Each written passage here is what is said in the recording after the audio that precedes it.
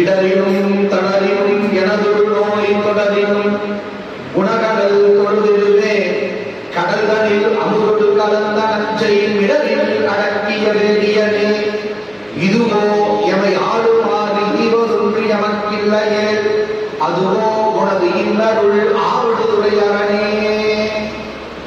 கடைசி 2 வரி எல்லாத்துக்கும் பொது, எல்லா பாட்டுக்கும் பொது. இதுவோ எமை ஆளுமாறு ஈவதொன்று எமக்கில்லையே அதுவோ உனது இன்னருள். சுவாமி, எங்க அப்பா கேட்டும், எங்க அப்பா என்னிடத்துல காசு கேட்டும் என்னால கொடுக்க முடியாத ஒரு நிலைமை இருந்து பாருங்க. இது நீ என்ன ஆட்கொண்டது கலகாரமா? நீ என்ன ஆட்கொண்டியல. இப்ப ஆட்கொண்டதெல்லாம் என்ன அப்படின்னா, நாம நம்ம இறைவனிடத்துல முழுமையாக ஒப்படைத்து விடுதல்.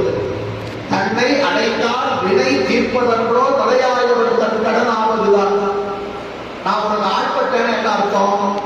மாணிப்பாசு சொல்லுவார், அன்றே என்றன் ஆவியும் உடலும் உடைமை எல்லாமும் குன்றே அடையாய் என்னை ஆட்கொண்ட போதே கொள்கிறையோ. என்னுடைய உடல் பொருள் ஆவியெல்லாம் உனக்கு சமர்ப்பணம் பண்ணிட்டேன். அப்ப நான் யாரு? ஒன்றும் இல்லாத. எனக்கு ஒரு தேவை வந்து யார் காப்பாற்றணும்? நீ தான் காப்பாற்றணும். நான் எல்லாத்தையும் ஒப்படைச்சிட்டேன் இல்லையா? அப்ப நீ தான் என்னை காப்பாற்றணும். அப்போ இன்னைக்கு எங்க அப்பா என்கிட்ட பணம் கேட்கிறாரு, யார் கொடுக்கணும்? நீ தான் கொடுக்கணும். கரெக்டான பாயிண்ட் நல்லா கவனிக்கணும். இப்ப நீங்களும் நாமளும் எப்படி இருக்கிறோம்?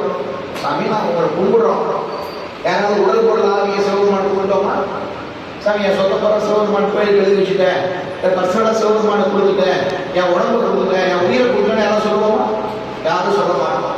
ஞானசம்பந்தர் அப்படிதான் நிற்கிறார், நாவரசர், சுந்தரர், மணிவாசகர் அப்படிதான் நின்றாங்க.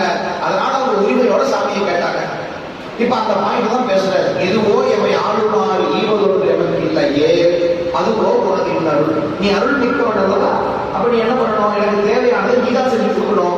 எனக்குன்னு ஒரு தேவை இல்லை, எங்க அப்பா கேட்கிற, எங்க அப்பாவுக்கு நீதான் பணம் கொடுக்கணும் அப்படின்னு இந்த 2 வரிக்கு எல்லா 10 பாட்டையும் இதுதான் பொருள். மேல இருக்கிற 4 வரியும் நாம பார்த்தா போதும்.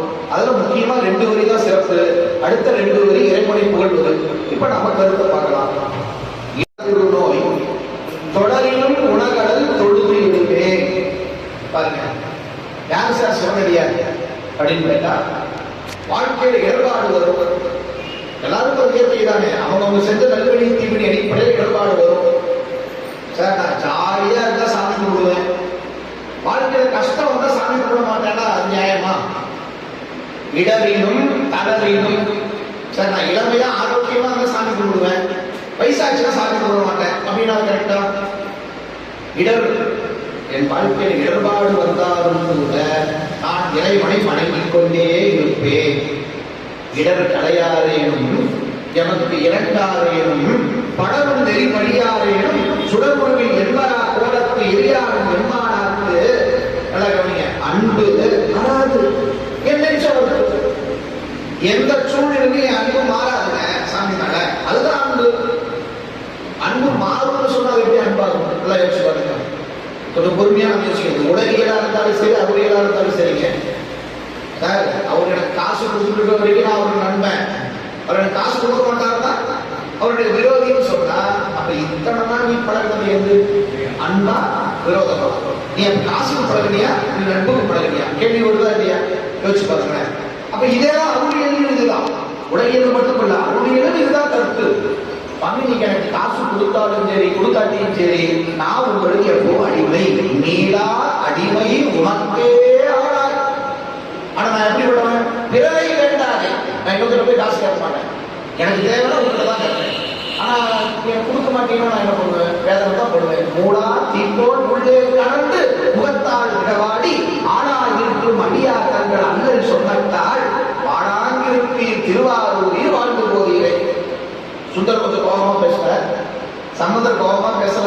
கிட்டத்தட்ட இன்னும் சொல்ல போனா, திருஞான சம்பந்த பிள்ளையார் இறைவனை பார்த்து கோபப்பட்டு கேள்வி கேட்டு பாருங்க ஒரே படியே இந்த படியை தான் ஞான சம்பந்தர் சொல்றாங்க. ஆனா அது இலக்கணம் தான் ஒழிஞ்சிருக்கு, அதுல அடியார் இலக்கணம் இருக்கு. அதனாலதான் அந்த துணிவோட ஞான சம்பந்தர் பாடுற, அதை நம்ம மறந்துடக்கூடாது.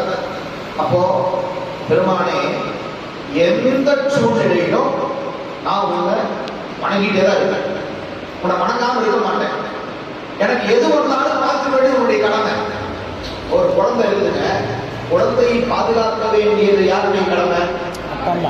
அம்மா அப்பாவுடைய கடமை.